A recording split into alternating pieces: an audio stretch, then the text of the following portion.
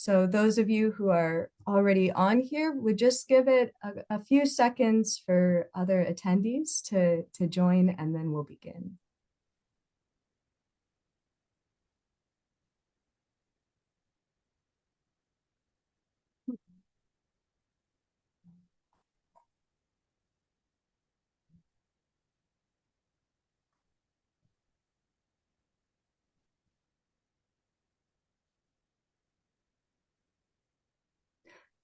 All right, so it looks like we've kind of reached a somewhat stable number here, though other folks are still joining.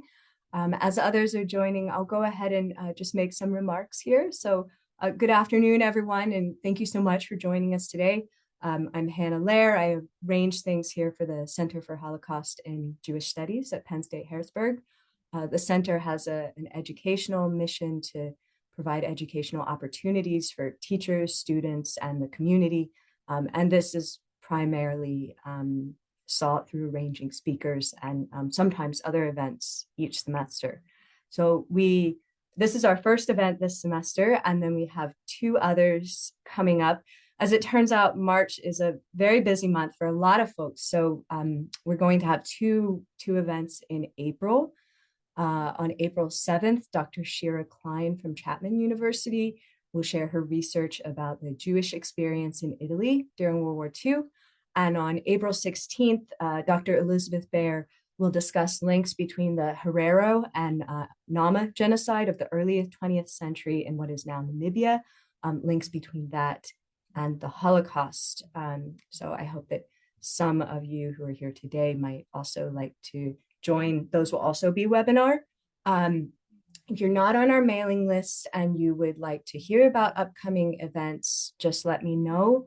You can either use the Q&A function here, just put your email address and say you'd like to be added to our mailing list, or you can send me an email at chjs@psu.edu.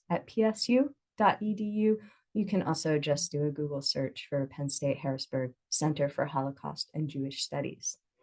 Of course, during the talk, as questions or responses arise, also use that Q&A function at the bottom of your screen and put in those remarks.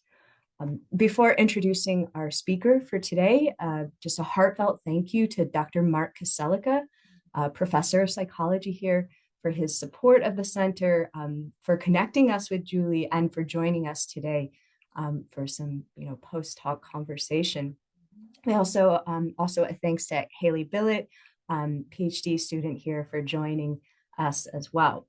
And now just to welcome our speaker, Dr. Julie Ancis, distinguished professor and former interim chair in the Department of Informatics and founding director of the cyber psychology program at the New Jersey Institute of Technology. Dr. Ancis is a fellow of the APA and has been active in leadership roles in the APA and other organizations. She's received a number of awards and honors, including Woman of the Year from the section on the advancement of women. Before her current position, she served as the Associate Vice President for Institute Diversity at Georgia Institute of Technology.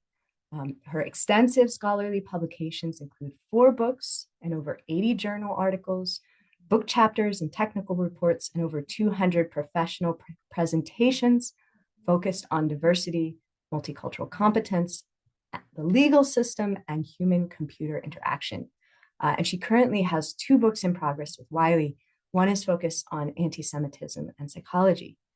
Dr. Ancis is the founder and president of Psychologists Against Anti-Semitism, which was established in May of 2021. And her current research is on online anti-Semitism. And just so thank you so much, Julie, for agreeing to speak with us, and welcome. Thank you so much. It's such a pleasure to be here. Thank you, Hannah, for organizing this. And thank you to Mark, my good friend for a very long time in the field of psychology, for facilitating this talk as well. And I know he's a supporter of the center. So thank you both for everything that you do. I'm going to talk about the surge of anti-Semitism in psychological organizations, which is very personally painful and professionally painful. And I want to put that out there, but I think it's extremely important to talk about it and shine a light on it. Contemporary psychological organizations are experiencing a concerning resurgence of anti-Semitic attitudes that challenge our professional ethical standards and undermine the fundamental principles of inclusive mental health practice. In fact, anti-Semitism has often been repackaged under the guise of progressive activism. While these biases existed long before the events of October 7th seems to have triggered an alarming surge, not only in anti-Semitic rhetoric and actions, but in their growing normalization within these very institutions. For many mental health professionals, especially those who identify as Jewish and/or Zionist, both witnessing and experiencing the surge of hate has been personally and professionally challenging. Perhaps this is especially the case for those of us who have been committed to multicultural and social justice efforts for most of our careers, serving not only as allies, but vocal promoters of human rights. For today's presentation, I will provide an overview of the prevalence of anti-Semitism within major psychological organizations and the ways in which it has been unleashed post-October 7th. All the examples I provide are summarized. They're just snippets. There's so many details with all of these examples, but due to time constraints, they're summarized. I will present common themes as well as some implications for education, training, and practice.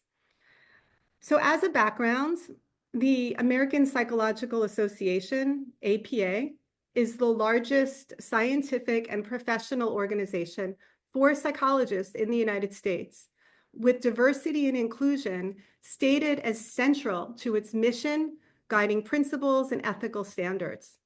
However, the organization has failed to adequately address Jewish issues in education and training initiatives, as well as to confront anti-Semitism within. This shortcoming is not unique to the APA. Other counseling and psychological organizations, such as the American Counseling Association, also fall short in this regard. APA was my professional home for many years. My involvement includes serving as member and chair of various APA committees, authoring numerous journal articles, book chapters, and books focused on diversity and inclusion, and presenting regularly at the annual conference. In recognition of my scholarly contributions, I achieved fellow status in 3 APA divisions. From the 1990s to the 2000s, I frequently published and presented on topics related to multicultural competence, racial and gender attitudes, and culturally responsive interventions. And I should say they were not necessarily focused on Jewish issues. They were focused primarily on girls, women, and people of color. In May 2021, I established Psychologists Against Anti-Semitism, otherwise known as PASS, the first organization of its kind representing over 1,000 psychologists and mental health professionals. Our mission includes addressing and combating anti-Semitism within the field of psychology and related fields, and to foster training and education that increases sensitivity and responsiveness to anti-Semitism and its effects on individuals, families, and communities. I established PASS in response to witnessing a slow but steady rise in anti-Semitism within the APA divisions to which I belonged, and later within the organization at large. Of course, the establishment of such an organization as PASS is particularly ironic, given that many of the pioneers of modern psychology were Jewish. Throughout the 2000s, I became increasingly aware of the dichotomous and binary thinking prevalent in the field of psychology, especially within the divisions to which I belonged, which often categorized individuals as either oppressed or oppressor. At the same time, these divisions were often the most outspoken about social justice and the need to rectify such ills. My concerns about this simplistic view of human identity significantly influenced my work on multiple and intersecting identities. As far as historical context, anti-Semitism within psychology is not new. It dates back to the early 1900s with quotas that limited the number of Jewish students admitted to graduate programs, including psychology, barriers to Jewish scholars securing academic positions in academia, psychological research influenced by the eugenics movement, which suggested that Jews were intellectually inferior or prone to mental illness, and prominent figures who espoused anti-Semitic views and engaged in anti-Semitic actions. While APA has issued an apology statement to people of color for APA's role in promoting and perpetuating racism, and a report of apology to First Peoples of the United States for psychology's role in harming Native persons, they have never apologized to Jewish people, despite historical and present-day anti-Semitism within APA. Anti-Semitism within psychology has continued into the 21st century. In 2001, the APA sent a delegation to the UN World Conference Against Racism, Racial Discrimination, Xenophobia, and Related Intolerance in Durban, South Africa. You may remember this as the Durban Conference. Even with widespread concerns about anti-Semitism prior to the conference and the virulent harassment and abuse directed at Jewish NGOs during the event, the APA delegation chose to remain at the conference. This decision stood in stark contrast to the actions of the US, Canadian, and Israeli delegations, all of which left before the conference concluded due to these concerns. The APA's full participation in the 2001 conference, despite the presence of overt anti-Semitism, is just one example highlighting its historical failure to adequately address this form of prejudice. Since then, anti-Semitism and the dismissal of Jewish concerns has become more embedded within the organization, manifesting both overtly and subtly in everything from official statements to conference presentations to official continuing education credits provided to attendees at anti-Semitic conference presentations. APA published the first iteration of an inclusive language guide in 2021, which omitted Israel in describing the Middle East, preferring the name Palestine, relied on a student-generated online list rather than scholarly sources for defining discriminatory language, and provided inadequate coverage of anti-Semitism compared to other forms of bias, with limited examples of anti-Semitic terms and a notable lack of contemporary scholarship on Jewish issues and anti-Semitism in its references. The APA is an accredited non-governmental organization, NGO, at the United Nations. In 2021, the CEO of APA, Arthur Evans, penned a letter to Virginia Gamba, Special Representative of the Secretary General of the United Nations for Children in Armed Conflict, on the psychological harms experienced by children in regions of violent conflict, as most recently evidenced in the Middle East. The letter noted that APA is particularly concerned about the trauma faced by Palestinian children and those living in Gaza. No mention was made of Israeli children's exposure or experience of traumas related to ongoing terrorism within and outside of its border. The APA press release makes the focus on Gaza and omission of Israel and Israelis clear. References include research on the trauma in, quote, occupied Palestinian territories, unquote, and ironically, Holocaust-related intergenerational trauma, but none of the significant research on Israeli children's terror-related trauma. An online meeting between about 5 to 6 female Jewish APA members, including myself, and APA leadership took place on June 21st, 2021. We expressed our concerns about the omission of Israeli children's experiences, as well as anti-Jewish content on APA-affiliated websites, including endorsement of boycott, divestment, and sanctions, a movement to isolate, demonize, and delegitimize the state of Israel, as well as our experiences of marginalization and bullying on APA division listservs as relates to Jewish issues. Despite this meeting and a follow-up email sent to APA leadership on July 4th, 2021, we received no response from APA regarding the press release, letter, behavior on listservs, or any of our requests, including a statement opposing the BDS movement. I want to talk next about APA divisions. APA has 54 divisions, each representing disciplines within psychology, such as experimental or child, or topical areas, such as aging or trauma. And these divisions have associated listservs. The demonization of Israel and Zionism was enforced before October 7th. Post-October 7th, it surged. And I just want to provide some examples. And again, this is truly difficult because these were divisions where I had dear friends and was very connected with in many, many ways. In 2016, so we're going back to 2016, Division 17's executive board, this is counseling psychology, endorsed the original Black Lives Matter statement, which included a number of positions, no police in school, no charter schools, etc. And it also included anti-Israel positions, characterizing Israel as, quote, apartheid and, quote, genocidal state. It also promoted BDS.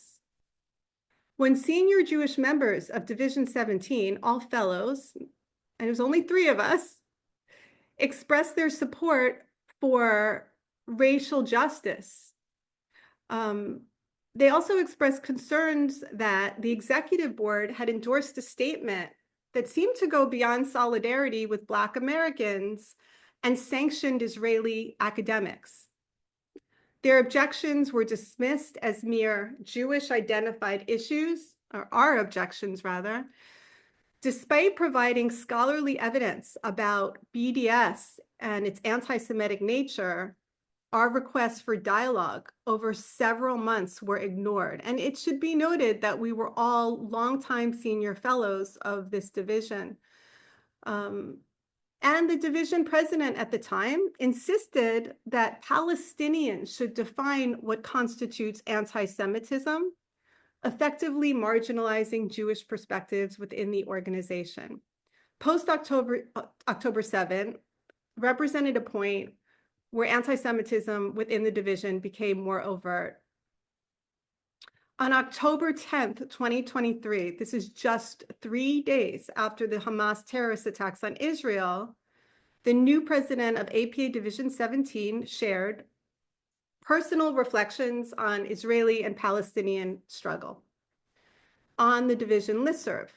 While anti-Jewish speech and threats were mentioned, Israeli occupation and colonization were centered, accompanied by one-sided materials from organizations such as Jewish Voice for Peace and videos about the occupation and the Israeli lobby.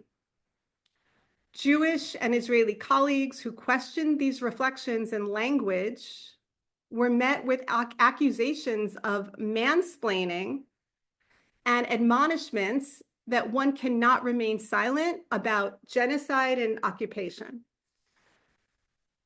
Any sympathy for the victims of the Hamas terrorist attack, mention of the hostages, or calls for ways to address human suffering and peace were completely absent.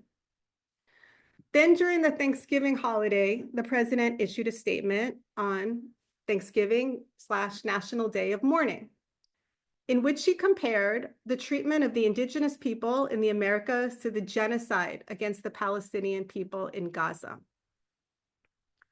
Division 48, Society for the Study of Peace, Conflict, and Violence, otherwise known as peace psychology.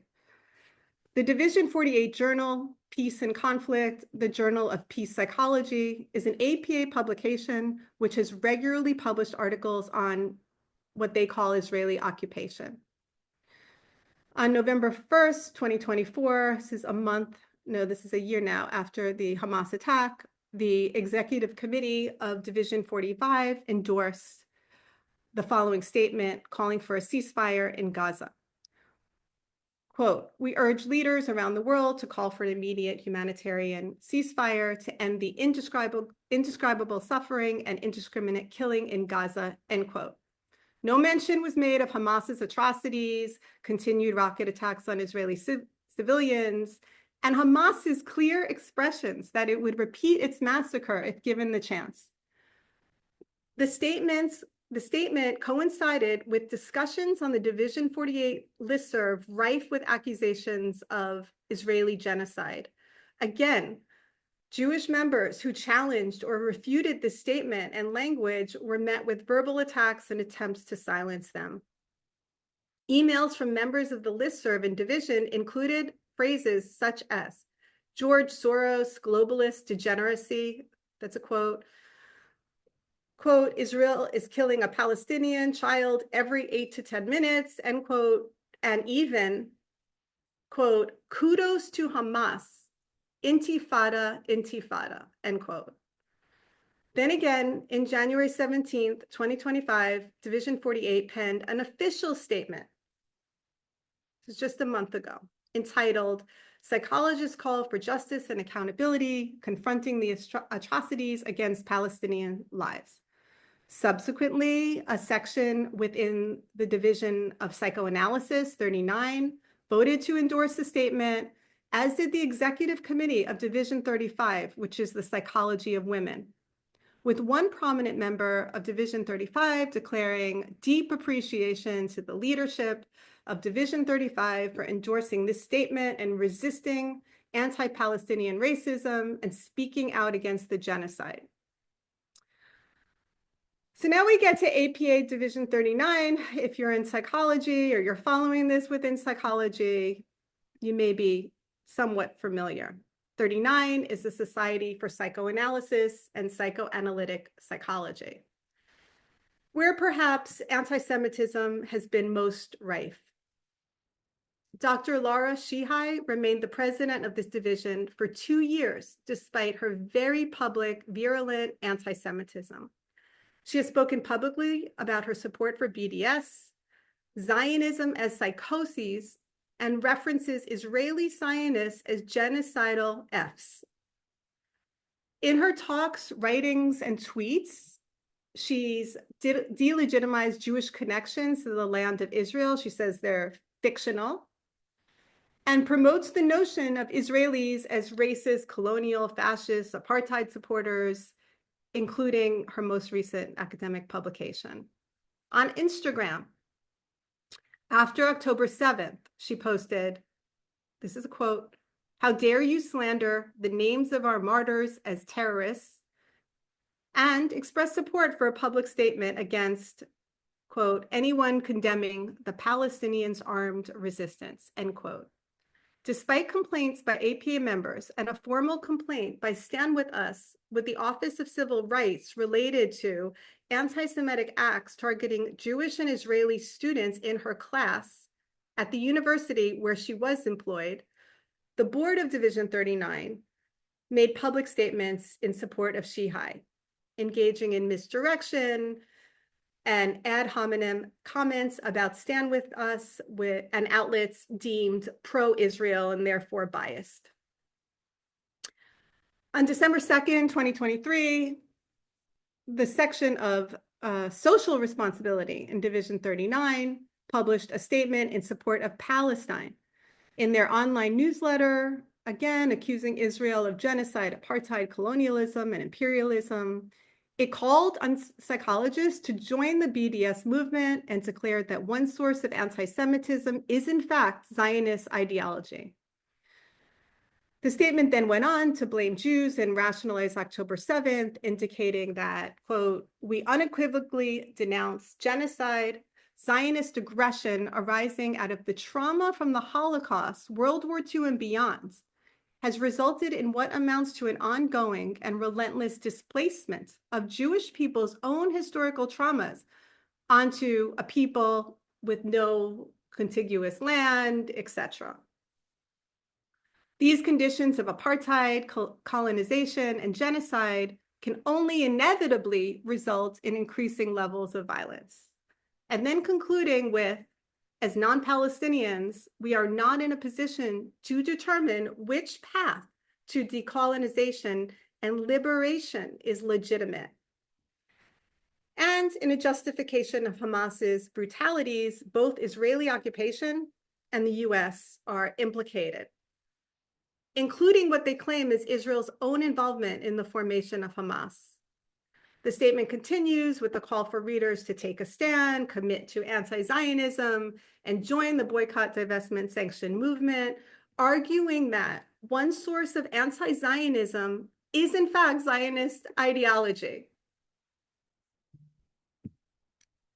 I'm going to move to ethnic minority psychological associations, particularly the American Arab, Middle Eastern, and North African Psychological Association, otherwise known as AMENA-PSI. This association within APA has been demonstrably anti-Jewish, predating October 7th. AMENA is one of 4 of APA's ethnic minority psychological association. It was listed as a 501c3. I'm not quite sure if it still is. I was told they lost it, but I really don't know. Has a seat on the APA Council of Representatives and is a voting member.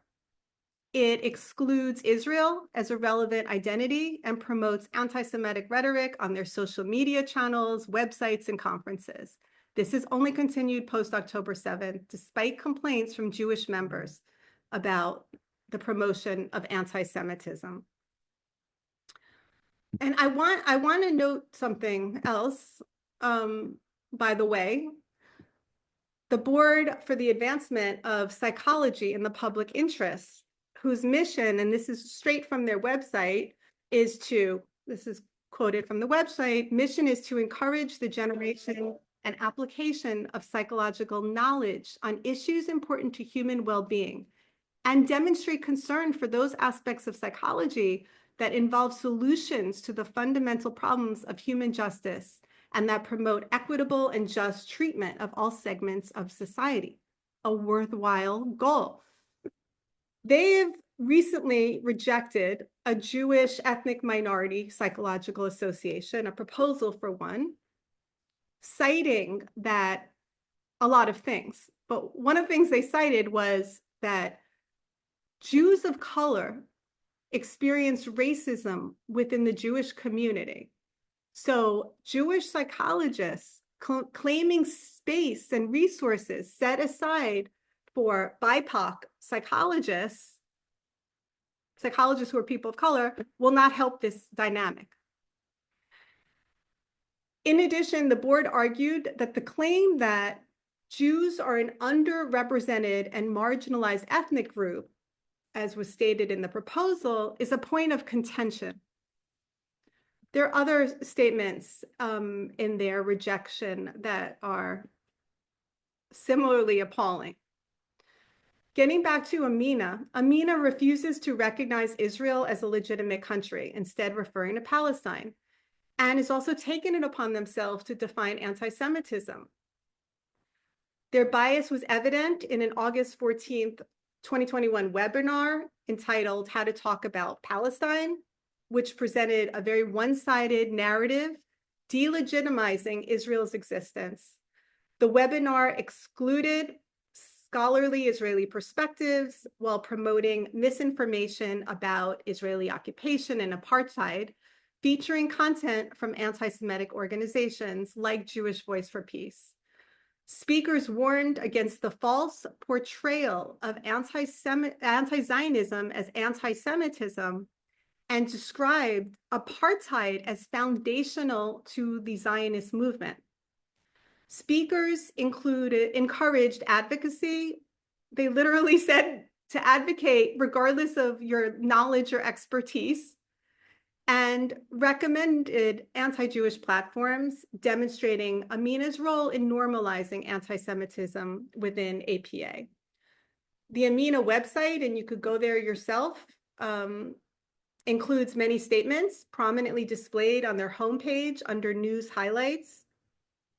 One such statement is entitled, Amina Sai stands in solidarity with the people of Palestine, again, speaking of Israeli occupation, apartheid, referring to Zionists as aggressors, and indicates that, quote, the founding of Israel was predicated upon the erasure and forced removal of Palestinians from their homelands. Further, the statement describes Israel's crimes against humanity, and they recommend a series of actions, of course, including BDS against Israel. Since October 7th, Amina Sai has continued to publish statements on their website and social media channels. Their October 11th, only a couple of days after the atrocities, Palestinian solidarity statement accuses Israel of declaring war on Palestinians on October 7th, following a unified Palestinian resistance action launched in response to Israeli violations of international law. This is how they described October 7th. The Amina website, interestingly, also includes statements on anti-Black racism, Ukraine, a statement on Armenian genocide remembrance, and a declaration of solidarity with Iranian women and people. All of these statements draw parallels between the circumstances of marginalized groups or oppressive countries with Palestinians or Palestine, promote BDS of Israel, and link events, all of these events, to Zionist orchestrated genocide of Palestinians. And in the case of the statement on Ukraine, implements American imperialism for the events of 9/11. So what we have here is Amina seeming to capitalize on any opportunity to disparage Israel and Zionists or Jews in their statements, in their webinars, in their conferences. For an ethnic minority division purportedly focused on Arab issues from a psychological perspective, a disproportionate emphasis seems to be placed on criticizing and maligning Israel vis-a-vis Palestinians. The 22 Arab countries are hardly, if ever, mentioned. Discussions of peace or unity are notably absent. Rather, their main message seems to highlight a perpetual ideological war with Palestinians as victims of Zionist aggression. Amina Sai's statements often draw parallels between Palestinians and other oppressed groups, thereby appropriating broader social justice movements, including those focused on people of color, Black, and LGBTQIA+ communities. The Palestinian experience is frequently aligned with that of other colonized populations. Ironically, their statements in so-called solidarity with other communities say little about the actual struggles of those communities, but only seems to be an avenue by which to express hate and disinformation, specifically focused on Jews and Israel. Superficial expressions of solidarity with various oppressed groups, excluding Jews, seem to have contributed to other ethnic minority associations adopting a stance that demonizes Israel and Zionism, using support for Palestine as a vehicle. And these ethnic minority associations also refer to Israel or Israeli ethnic cleansing, endorsing divestment, etc.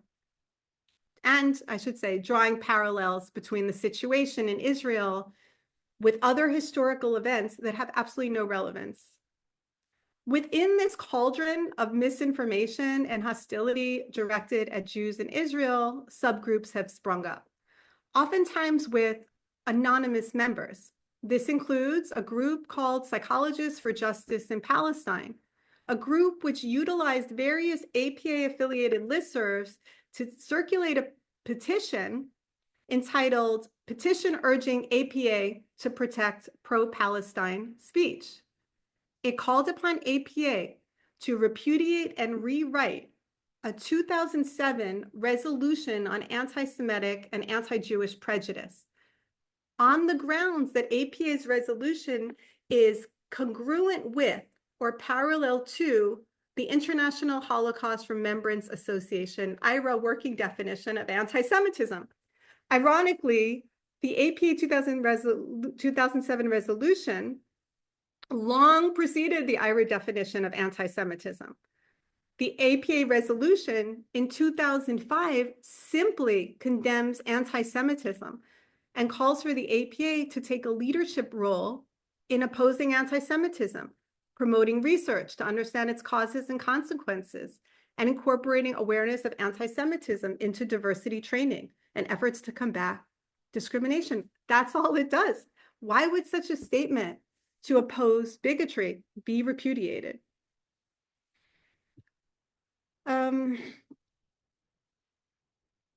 October 7th, contributed to the normalization of anti-Semitism writ large within professional mental health organizations. Post October 7th, both APA and ACA, the American Counseling Association, released statements characterized by a disregard for tragedies perpetuated on Israel, with implications that there's a moral equivalence between Hamas, a terrorist entity, and a democratic country, and the message that there are two sides of the story and that both are responsible for the tragedies. In doing so, these organizations engaged in false moral equivalencies, gaslighting Jews in the process. In August 2024, APA released a ceasefire statement, official ceasefire statement, with a vote by APA Council of 106 to 52, with 8 abstentions, urging all actors to engage in meaningful dialogue and negotiation toward just and sustainable resolutions, again, prompting false equivalencies between a democratically elected government and a terrorist organization. The statement references unrelated conflicts in regions like Cambodia, Lebanon, Eritrea, Ukraine, Northern Ireland. Biased sources are relied upon. And this is in sharp contrast with APA's 2022 motion on Ukraine, whereby the APA stood in solidarity with Ukrainians defending against a military invasion, and then again with Ukrainian psychologists. Since October 7th, anti-Semitism, related misinformation about Israel, and silence when it comes to Jewish trauma has been revealed, not only within APA, but also within other counseling psychology-related organizations that I don't have time to talk about today. While these organizations have waded into political pronouncements in the past, October 7th seems to unleash a firestorm of statements and missives, crossing the line into areas that are not in their purview or expertise. At the same time, commentary about a multitude of tragedies across the globe are often lacking. In conclusion, major mental health organizations are charged with education and training, dissemination of empirically based research, provision of support services for diverse populations, and advocacy for policies and legislation at local, national, and international levels. This mission is ultimately compromised given the prevalent misinformation and bias against Jews in Israel. While adults and children were viciously tortured, sexually violated, raped, and murdered, and 250 taken hostage by Hamas terrorists on October 7th, and you have anti-Semitism surging globally, no statements have been issued by the Psychology of Women Division or Trauma Psychology Divisions focusing on these heinous crimes, or the surge in the harassment and murder of Jews. The murder of George Floyd, the murders in the Buffalo nightclub, where one division held healing circles, the murder of 6 women of Asian descent in Atlanta in 2021, and Russia's war against Ukraine have garnered attention. Statements of solidarity with other nations have been published, as well as resources provided. Anti-Israel and anti-Jewish rhetoric, statements, actions have been normalized. This has created a profound sense of abandonment and a crisis of confidence in the profession's commitment to genuine allyship and social justice. I want to underscore several points highlighting the depth of what I and many others see as anti-Semitism within the field.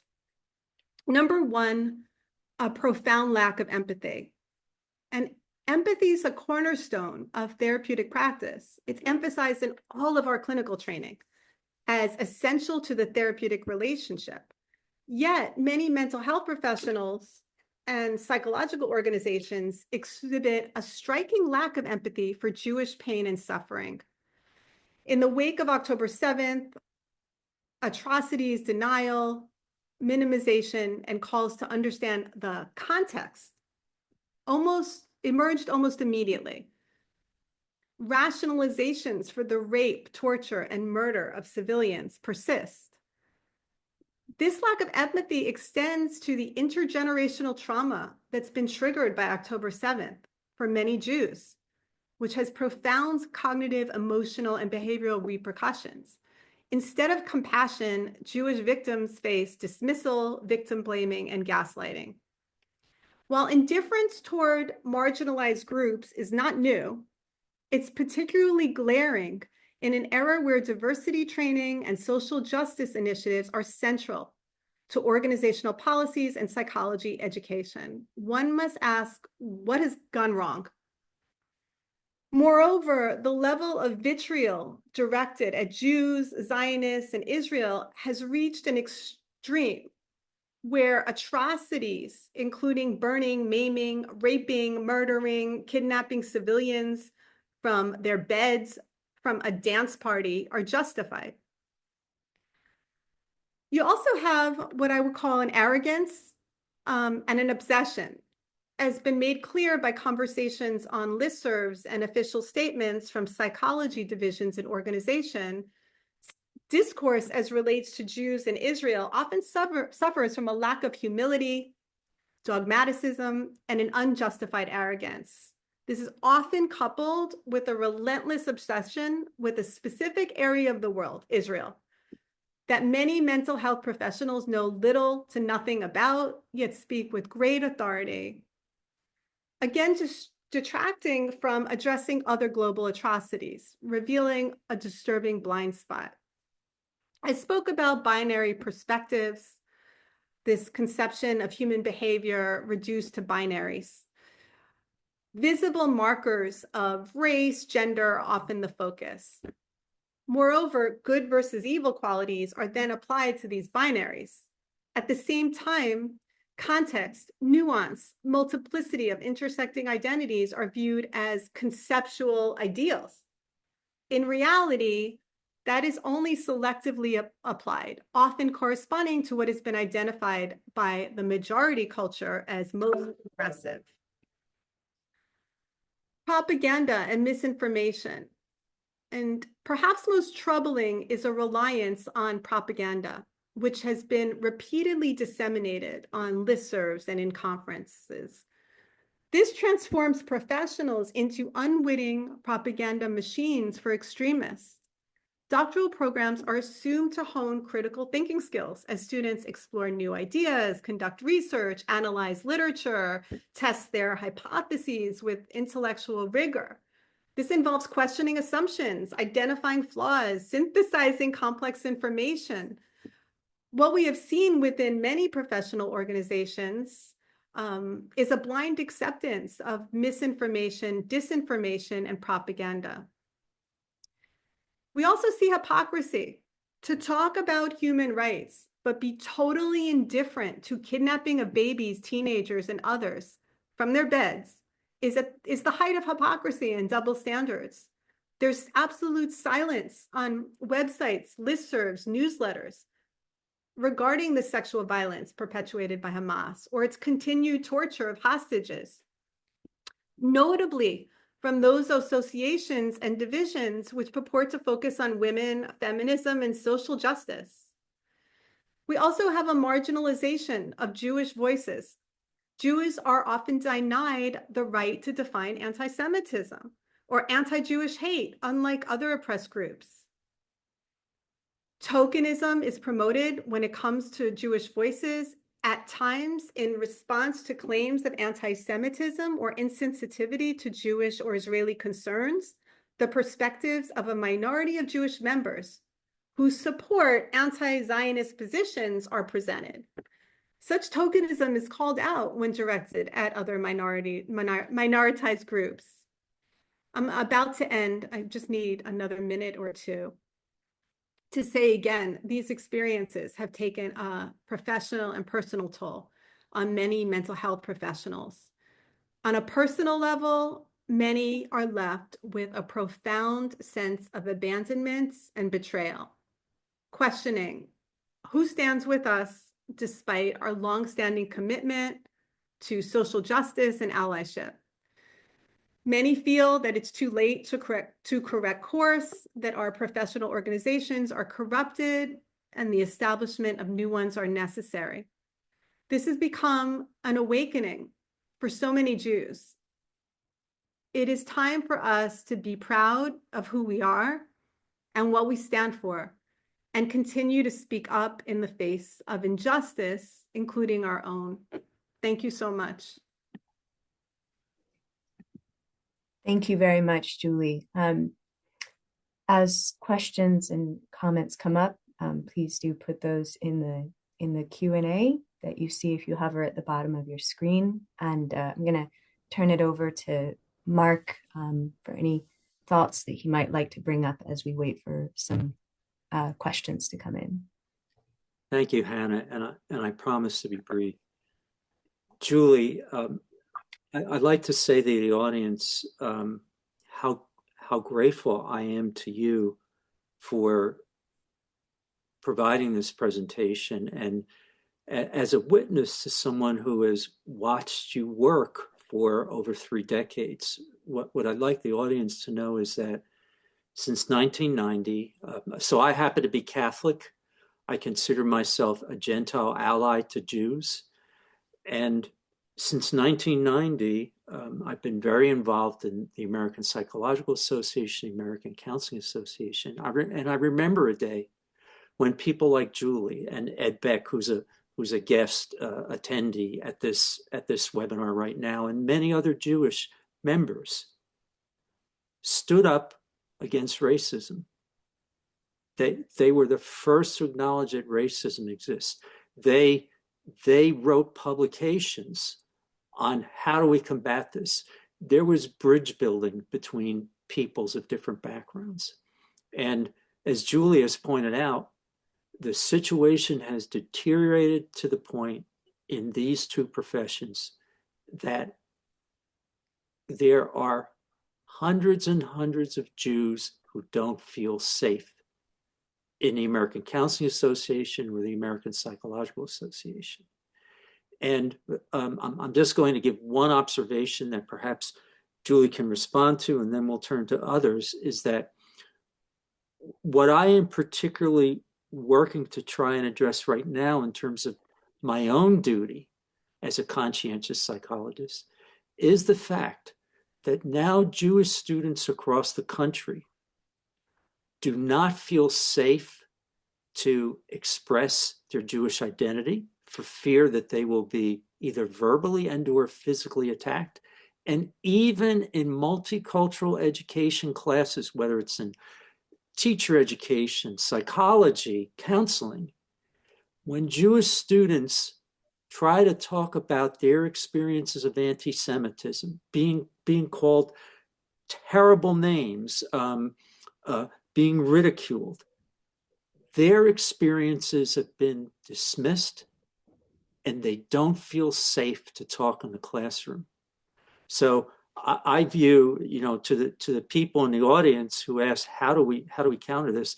I think Gentiles have a big responsibility to do something about this, because it wasn't Jews that created anti-Semitism. It was throughout the ages, it was Gentiles. And in my own small way, I feel that the best way right now I can try to help is to give Jewish students who feel dismissed and ignored and dealt with hostility, that you have a Gentile friend who will support you and will work to create places where you can study and share your experiences as a bridge builder who wants to learn, who wants to engage with people who are different from you, while at the same time being proud of your own identity. So thank you very much, Julie. I'm going to turn my microphone off now and give you a chance to react. First, I want to say thank you, Mark. My deep appreciation to you as a real friend and a real ally. And there's so few, I hate to say, but it's true. There's so few for us, so many of the divisions that I spoke about, these are being led by colleagues and people I ate with, broke bread with, and have known for many years and have worked with on social justice issues. And that's incredibly painful on a personal level. And I just want to thank you for speaking up, for writing about this, for organizing a conference presentation about this very topic, and always being open to listening and wanting to challenge yourself and your own ideas, including like wanting to know where your blind spots are. And it's just been enormous. And I thank you from the bottom of my heart, and so many people thank you for that. And I think you're right. In terms of, I was very engaged, and I still am, in the diversity space. All of my publications are on multicultural competence and diversity. All the divisions that I was in are diversity, social justice related. I was associate vice president of diversity at a major STEM institution, etc.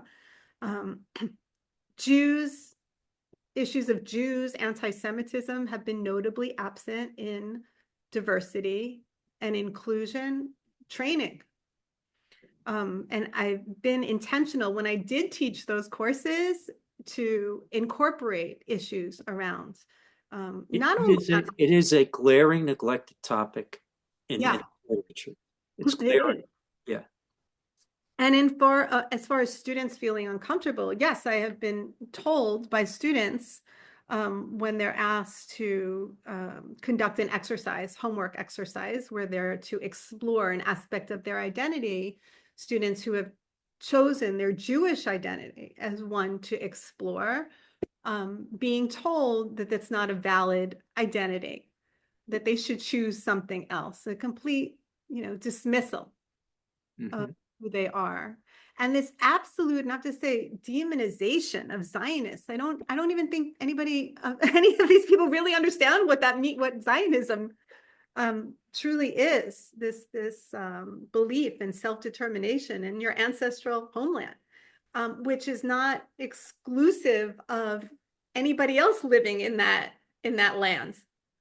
But it's been so demonized. And as Phyllis Chesler talks about, really the new form of anti-Semitism is anti-Zionism, and she's been writing about that for a long time. So yes.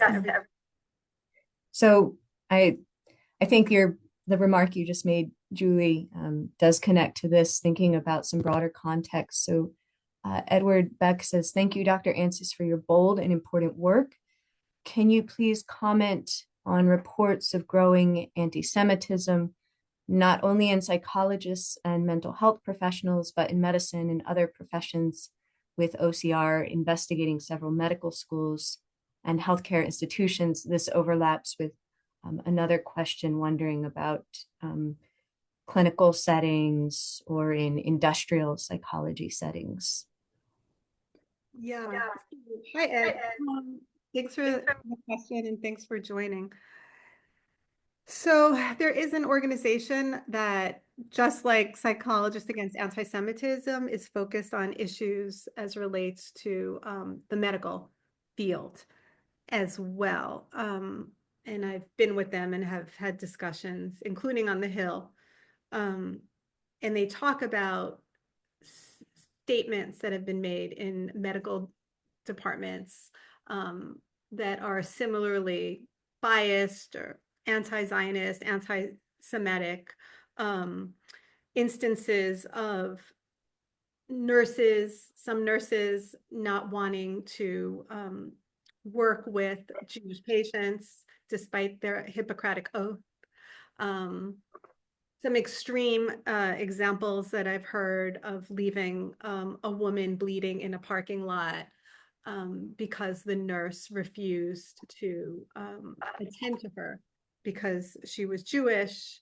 I am familiar with some medical schools who have engaged in extremely biased training and admissions processes as relates to Jews, or so has been reported to me. So this is indeed a problem, not only in mental health professionals and professions, but in the medical professions as well.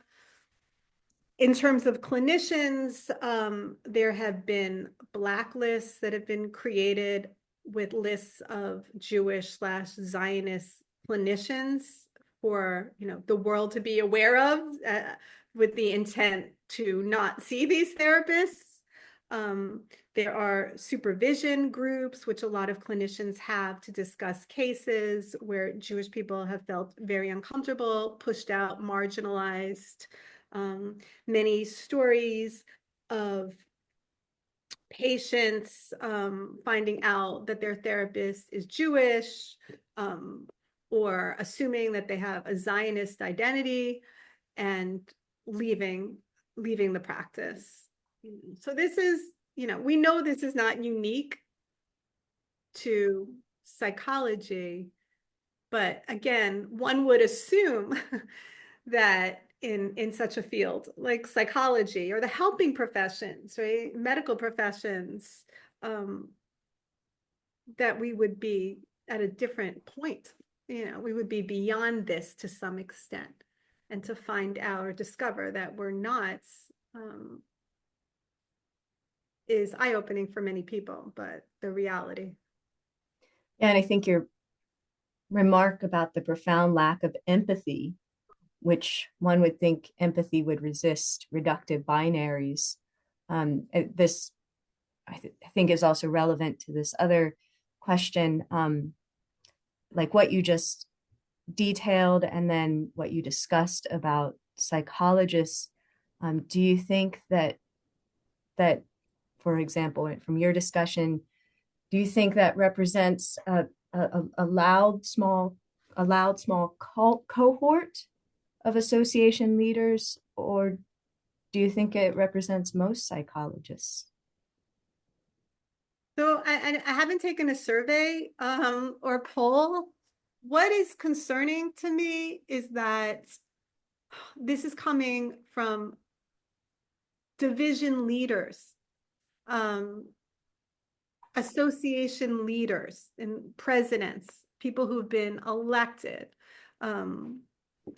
When you see top leadership in an organization continually posting on social media or liking posts that are very biased, this is concerning. And again, I think leads to an absolute normalization of anti-Semitism within the organization. I think there's a body that knows what they're doing and has some sense and intention behind this. It's a negative intention. And then I think many are just unwitting and ignorant, and sort of going along with what has been presented. And again, this is propaganda, what has been presented as social justice, like to associate, again, Hamas, this brutal, murderous terrorist group, You just go on their website and see what their goals are, right? To associate that with social justice is absolutely mind-blowing. But I'll tell you, in terms of the ignorance, I mentioned very early on, and it's hard to keep track of all these divisions, especially if you're not in APA and all, but I mentioned very early on Division 17, signing on to the original Black Lives Matter platform, which was anti-Semitic. And, I wrote to my listserv and I said, I have concerns, and not only for BDS, but with all of these other issues. Are you just wholesale just adopting? Is that what we're doing? Just adopting all of these positions? And why are we not using research that we have about Black lives, about the trauma that Black people experience in the justice system? Why are we not using our own work?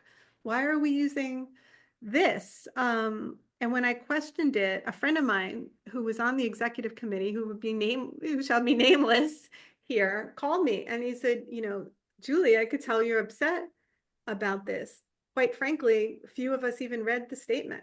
They just signed on, which is a really common practice. So I don't want to give ill intent to sort of everybody, and I don't know what the percentage, but when you see top leadership, and you see people just blindly, signing on because it's been associated with social justice, that's when it becomes normalized, and that's what we've seen.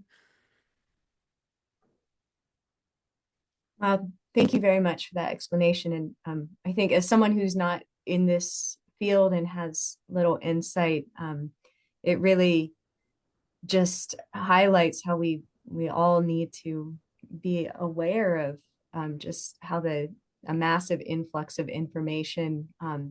From what you just said, it sounds like there needs to be a closer examination of details before we sort of put our voice to things. And this speaks to that need for empathy, of course. So thank you. I hate to end here. We have a lot of remarks. I'll endeavor, those of you whose remarks we did not get to, I'll endeavor to preserve those and pass them on to Julie. But thank you so much, Dr. Julie Ancis, for speaking with us. Thank you very much, Mark, for sharing your thoughts. And Haley, thanks for being with us as well. Thank you all for attending. And we shall end there. Thank you so much.